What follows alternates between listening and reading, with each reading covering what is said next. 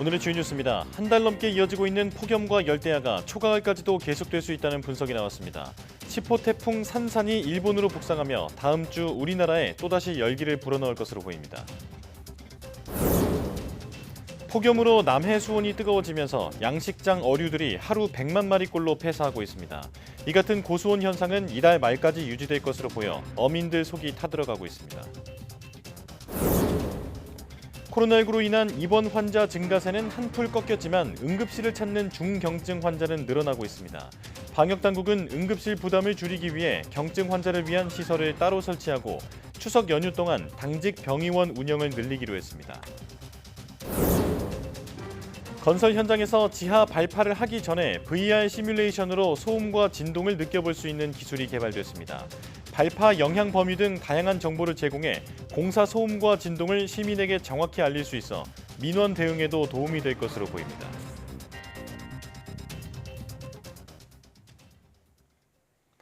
여러분 안녕하십니까? 8월 23일 사이언스 투데이입니다.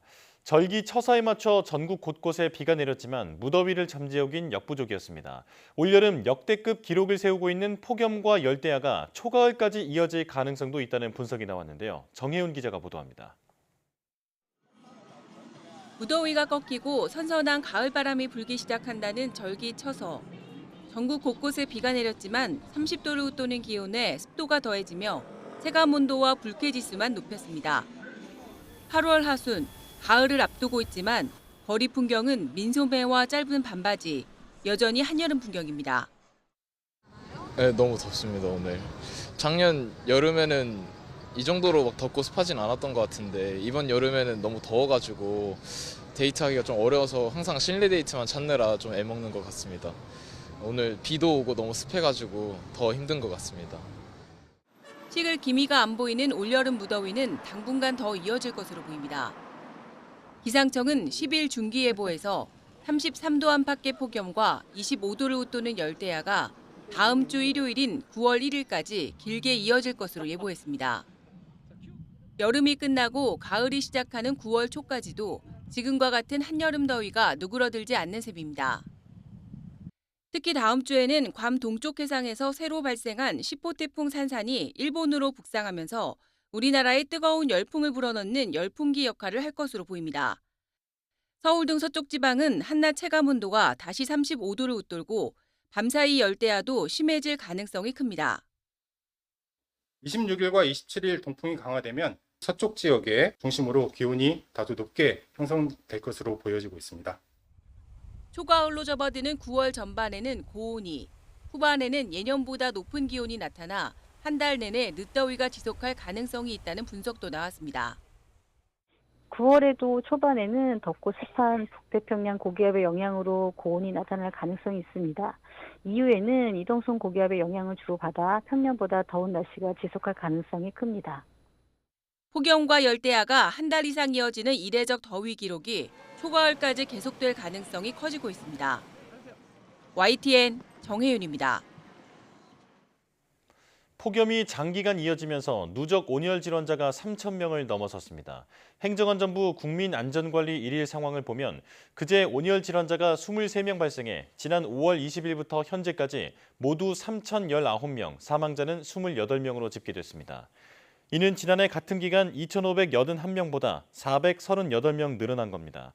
폭염에 따른 가축 피해도 늘어 6월 11일부터 어제까지 폐사한 가축은 돼지 6만 1천여 마리, 가금류 98만 8천여 마리 등 104만 9천여 마리를 기록했습니다. 또 양식 어류 1,845만 6천여 마리가 죽은 것으로 가축 재해보험을 통해 신고됐습니다. 연일 폭염이 이어지며 바닷물 온도도 크게 올랐습니다. 이 때문에 경남 남해안을 중심으로 양식장에서 집단 폐사하는 어류가 매일 수백만 마리나 불어나면서 어민들 걱정이 이만저만이 아닙니다. 임형준 기자입니다. 경남 거제에 있는 양식장. 흔히 우럭이라고 부르는 조피볼락 등 양식장에서 기르는 물고기떼가 배를 드러낸 채 물 위에 둥둥 떠 있습니다. 고수온에 집단 폐사한 겁니다. 이 양식장이 있는 거제 이론 앞바다는 이번 달에 한때 최고 수온 30도를 기록했습니다. 어민들은 먹이량을 줄이거나 산소 공급기를 돌리는 것 외에 달리 손쓸 방법이 없어 답답합니다. 고소온이 지속되면 지금보다는 많이 폐사 날 거라고 생각하고 있습니다. 지금 차광막 시설이라든지 산소 공급 장치는 지금 준비를 하고 있는 중입니다.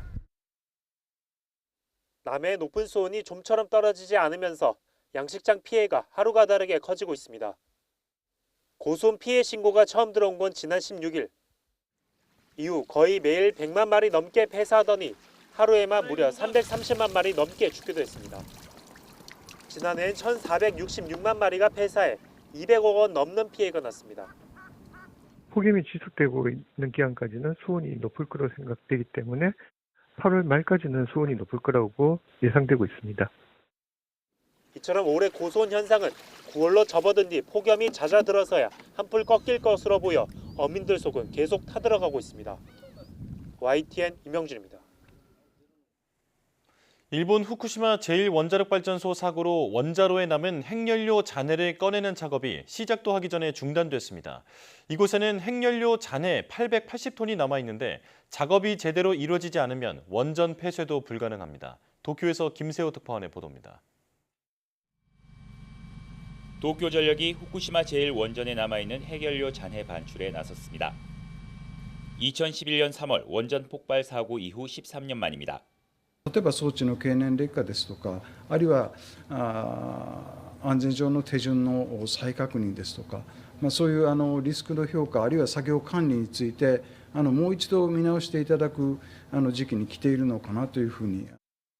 핵연료 잔해 반출은 원전 폐로 과정에서 가장 어려운 작업으로 2021년 시작될 예정이었지만 장비 문제 등으로 이미 3차례 연기됐습니다. 새로 개발한 22m 길이의 신축형 파이프 장치를 이용해 3g 미만의 핵연료 잔해를 꺼낼 예정이었습니다. 시험 채취된 핵연료 잔해를 통해 성분 등을 분석한 뒤 본격적인 작업에 착수한다는 계획입니다. 하지만 반출 장치의 설치 작업 도중 일어난 실수로 작업은 중단됐습니다. 計画していた順番のものと異なることに気づいたため、本日の作業はここまでということで。 현재 후쿠시마 원전 1에서 3호기에 남아있는 핵연료 잔해는 880톤에 이릅니다. 핵연료 잔해는 1시간만 노출돼도 사망할 만큼 치명적입니다. 특히 냉각수, 지하수, 빗물과 접촉하며 오염수를 계속 발생시킵니다. 핵연료 잔해를 완벽히 제거하지 못할 경우 이미 1년 동안 이어져 오고 있는 오염수 방류를 앞으로도 계속할 수밖에 없습니다. 핵연료 잔해를 모두 꺼내는 공법도 여전히 정해지지 않은 것으로 알려졌습니다. 핵연료 잔해 반출 작업이 지연되면 2051년까지 후쿠시마 원전을 폐기하겠다는 목표도 불가능합니다. 원전을 폐쇄하기 위해서는 핵연료 잔해를 먼저 꺼내는 작업이 이루어져야 합니다. 하지만 첫 번째 준비 작업부터 중단되면서 작업 성패에 대한 불안감이 더욱 커지고 있습니다. 도쿄에서 YTN 김세호입니다. 코로나19 확산이 이어지는 가운데 방역당국은 이번 주나 다음 주쯤 여름철 유행이 주춤해져 감염자 규모는 예상치인 35만 명보다 작을 것으로 전망했습니다. 또 추석 연휴까지 재유행 확산에 대비해 당직 병원을 확대 운영하기로 했습니다. 백종규 기자입니다. 서울 종로구에 있는 한 약국입니다. 한때 품귀 현상까지 빚어진 코로나19 치료제 박스로비드와 라게브리오가 도착합니다. 방역 당국이 치료제 26만 2천 명분을 확보해 차례대로 공급에 나선 겁니다. 다음 주 이제 8월 26일부터 이제 17만 7천여 명 분량이 지금 공급이 차근차근 될 예정입니다. 그동안 치료제 부족도 부족이지만 환자들이 약을 어디에서 구할지 몰라 발을 동동 굴러야 했던 건 여전한 문제점으로 꼽힙니다. 이 약이 어디에서 처방받을 수 있는지 이것에 대한 정확한 정보가 없다 보니까 여러 곳을 다니다 보니까 불편함을 호소하시는 분들이 많았죠. 이 같은 상황 속에 방역 당국은 최근 코로나19 입원 환자 증가세가 둔화했다고 설명했습니다. 지난주 입원 환자는 전주보다 5.7% 늘어난 1,444명으로 이달 첫째 주와 둘째 주에 전주 대비 환자 증가율보다는 크게 낮아졌습니다. 이런 추세라면 이번 주나 다음 주 이후 코로나 확산세가 주춤해질 것으로 보입니다. 당초 예측한 8월 4주차 주간 약 35만 명 규모보다 발생 규모가 작을 것이라고 예측하고 있습니다. 다만 코로나19로 응급실을 찾는 중증, 경증 환자는 늘고 있습니다. 방역당국은 응급실 부담을 줄이기 위해 경증 환자는 공공병원 등의 발열 클리닉을 설치해 이용할 수 있도록 하고 추석 연휴 응급 환자가 더 많이 발생할 것에 대비한 대응책도 마련했다고 밝혔습니다. 코로나19 유행 지속 시 더 많은 응급 환자가 발생할 가능성에 대비해서 평년보다 더 많은 당직 병의원을 운영토록 하겠습니다. 정부는 이와 함께 개학을 맞은 학교에 방역 강화를 주문하며 증상이 심한 학생은 등교를 자제하고 이 기간을 출석으로 인정하는 내용의 지침을 마련해 각 학교에 안내했다고 강조했습니다. YTN 백종규입니다. 응급실 과밀화 현상을 막기 위해 앞으로 경증 환자가 응급의료센터에 가면 지금보다 더 많은 진료비 부담을 지우는 방안이 추진됩니다. 중증 응급 환자 진료 공백을 최소화하고 응급의료 인력 이탈을 막기 위해 정부가 추가 대책을 내놨습니다. 이문석 기자입니다. 권역응급의료센터와 지역응급의료센터에서 일하는 응급의학 전문의는 1,502명으로 지난해보다 84명 늘었습니다. 하지만 여전히 응급실 현장에선 인력 부족을 호소합니다. 응급실에서 중요한 역할을 하던 500명가량의 전공의가 이탈한 뒤 공백이 커졌기 때문입니다. 이런 상황이지만 응급실을 이용하는 경증 혹은 비응급 환자는 42%로 여전히 많은 비중을 차지하는 거로 나타났습니다. 정부는 그래서 위급하고 위중한 환자가 제때 진료를 받고 경증 환자가 응급실을 찾지 않도록 추가 대책을 내놨습니다. 먼저 권역응급의료센터에 더해 지역응급의료센터 15개 내외의 거점병원 역할을 부여해 중증 환자 진료에 집중하게 할 계획입니다. 현장 의료진 지원도 강화해 지난 2월부터 적용 중인 진찰료 100% 가상 금액을 더 높이는 방안을 추진 중입니다. 중증 응급 환자 수용률과 전원 환자 수용률 등 비상진료 기여도를 평가해 인센티브도 지원합니다. 반대로 경증 비응급 환자가 권역응급의료센터나 지역응급의료센터를 이용할 경우 현재 50에서 60%인 본인 부담률을 추가로 높일 계획입니다. 또 응급 환자가 위중한 정도에 따라 적합한 병원으로 빨리 갈 수 있게 다음 달부터 이송 단계의 중증도 분류 기준을 시행한다고 발표했습니다. 중증 환자를 주로 치료하고 있는 권역센터나 상급병원의 인력 부족이 저희에게는 보다 더 중요하다. 그래서 그쪽의 인력이 하방으로 이탈하는 것을 막는 데 중점을 두었다는 말씀을 좀 드립니다. 중증 응급 환자 진료 공백 최소화는 병원 구조 조정과 필수 의료 보상 체계 확립 등 정부가 추진 중인 의료 개혁과 맞물려 있습니다. 최근 대한의사협회 등 의사단체들은 의료개혁 특위 중단과 함께 의료계가 참여하는 실효성 있는 논의체 구성을 정부에 요구했습니다. 하지만 정부는 의료개혁 특위에 의료계가 적극적으로 참여해달라며 사실상 거부 의사를 밝히고 다음 달 초 구체적인 의료개혁 실행 방안을 내놓겠다고 못 박았습니다. YTN 이문석입니다. 태국에서 아프리카를 중심으로 확산 중인 변종 엠폭스 환자가 처음 발생했습니다. 태국 질병통제국은 아프리카에서 입국한 유럽 출신 60대 남성에 대한 정밀 검사 결과 엠폭스 새 변종인 하위계통 1B 유형에 감염된 것으로 확인됐다고 밝혔습니다. 이 환자는 지난 14일 태국에 입국했으며 이튿날 엠폭스 증상을 보였습니다. 태국 보건당국은 전날 초기 검사에서 2형은 아닌 것으로 나타났다며 변종 엠폭스 감염 가능성이 있다고 밝힌 바 있습니다. 태국에서 1B형 변종 엠폭스 환자가 나온 것은 이번이 처음으로 당국은 환자와 밀접 접촉한 43명을 모니터링하고 있으며 아직 증상은 없다고 전했습니다. 태국에서 2022년 이후 보고된 엠폭스 감염은 827건이며 모두 2형이었습니다. 어제 저녁 7시 40분쯤 부천시 원미구 중동의 한 9층짜리 호텔 8층에서 큰 불이 나 7명이 숨지고 12명이 다쳤습니다. 부상자 가운데 3명은 중상을 입은 것으로 알려져 사상자는 모두 19명입니다. 사상자는 주로 불이 난 8층과 위층 9층의 객실, 계단에서 발견된 것으로 확인됐습니다. 불이 난 호텔은 64개 객실이 있는데 소방은 CCTV 등을 토대로 불이 났을 당시 23명이 투숙하고 있었던 것으로 추정하고 있습니다. 저녁 7시 39분에 첫 신고를 받은 소방은 7시 43분에 현장에 도착했고 화재 발생 18분 만에 주변 소방서에서 인력과 장비를 동원하는 대응 2단계를 발령한 뒤 진화 작업을 하며 투숙객을 구조했습니다. 불이 완전히 꺼진 건 화재 발생 2시간 40여 분 뒤인 밤 10시 26분입니다. 불이 난 호텔엔 모든 객실에 스프링클러가 설치되지 않았던 것으로 확인됐습니다. 소방당국은 호텔이 만들어진 2003년 당시엔 스프링클러 의무 설치 대상이 아니었다고 설명했습니다. 소방은 오늘 관련 기관과 합동 감식을 해 정확한 피해 규모와 화재 경위를 조사할 예정입니다.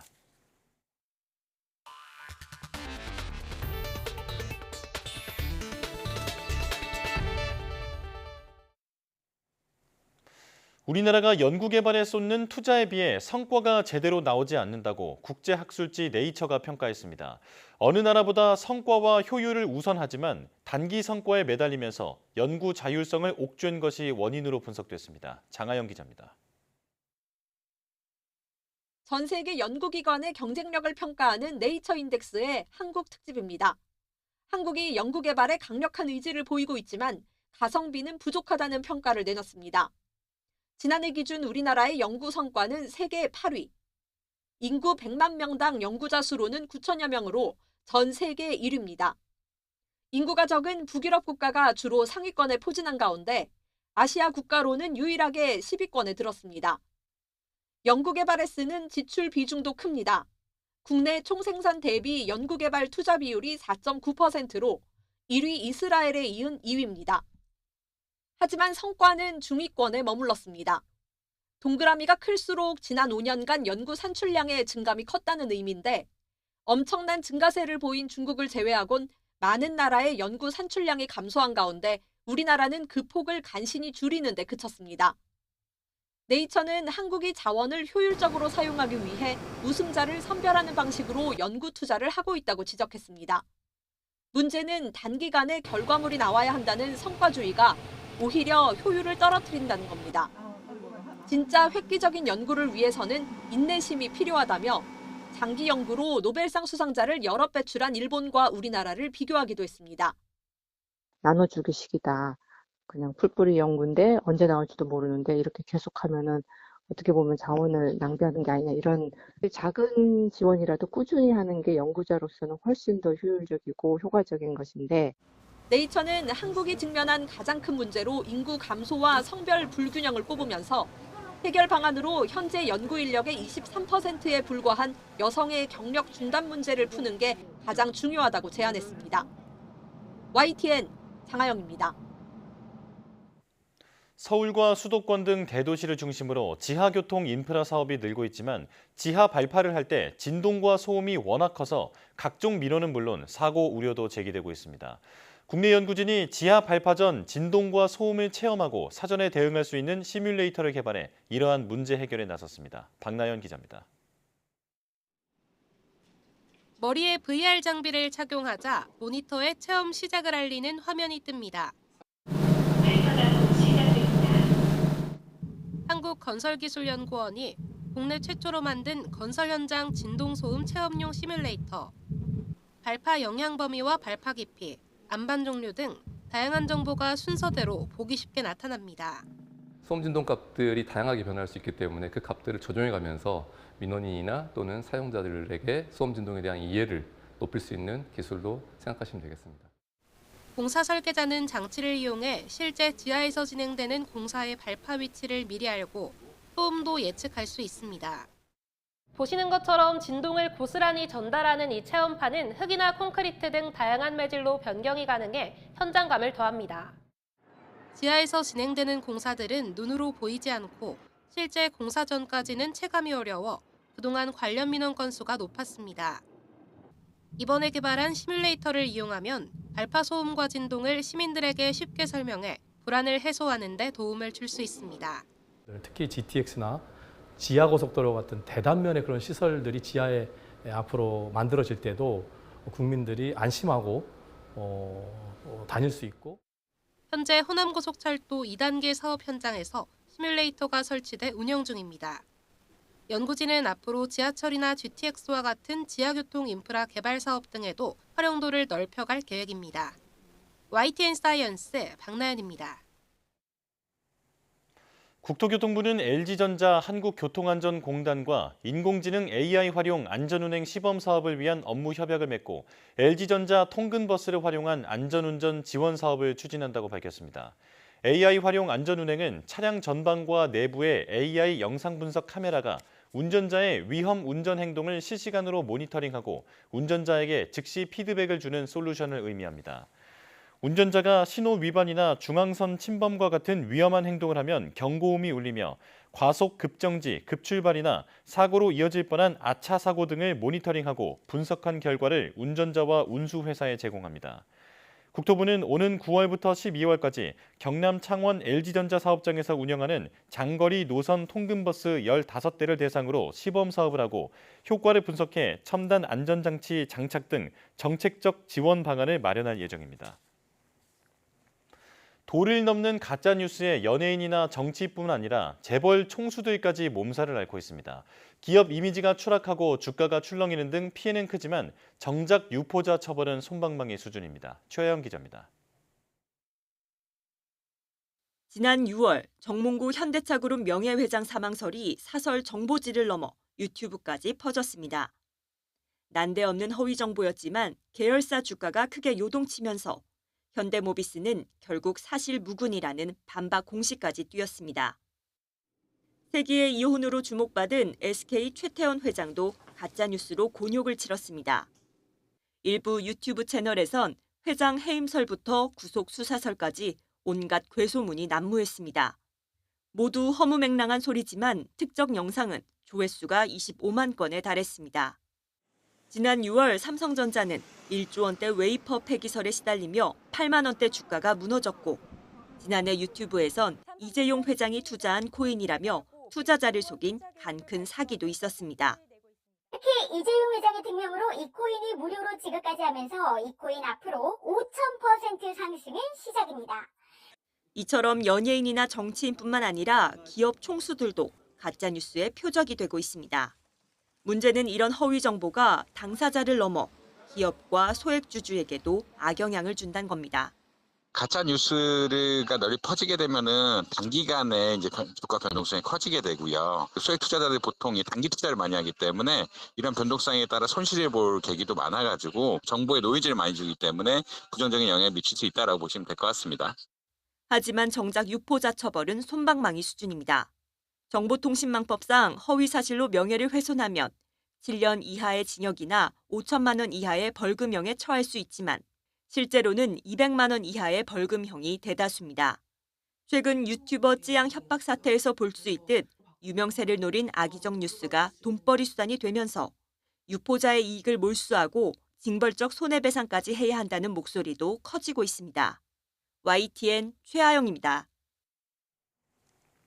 20세 이상인 국민 10명 중 7명이 의도적으로 뉴스를 보지 않으려고 하고 특히 정치적 이슈를 기피한다는 조사 결과가 나왔습니다. 한국언론진흥재단의 웹진을 통해 공개된 조사 결과를 보면 20세 이상 국민 3,000명을 조사한 결과 최근 뉴스를 의도적으로 회피한 적이 있느냐는 질문에 72.1%가 그렇다고 답했습니다. 연령대별로는 50대 응답자의 뉴스 회피 비율이 78.3%로 가장 높았고 20대는 47.3%로 가장 낮았습니다. 뉴스가 보기 싫어지는 상황에 대한 물음에는 정치적 사건이나 이슈가 많을 때라는 응답이 63.9%에 달했습니다.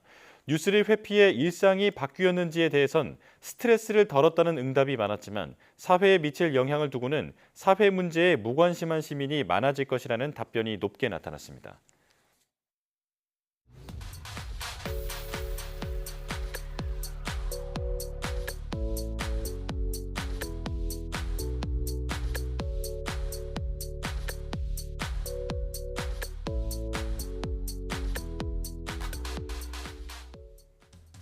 우리나라 연구개발의 이른바 가성비가 떨어지는 이유, 네이처는 단기 성과주의를 지적합니다. 과학기술인들은 인내심을 갖고 작은 지원이라도 꾸준히 이어져야 획기적인 연구 성과를 낼 수 있다고 호소해왔지만 현실은 그렇지 않다는 게 드러난 셈인데요. 이 밖에 여성 연구자의 경력 단절 문제도 지적됐죠. 우수한 인재, 풍부한 투자에도 그만한 성과를 거두지 못하는 현실을 되짚어볼 시점인 것 같습니다. 뉴스 마칩니다. 고맙습니다.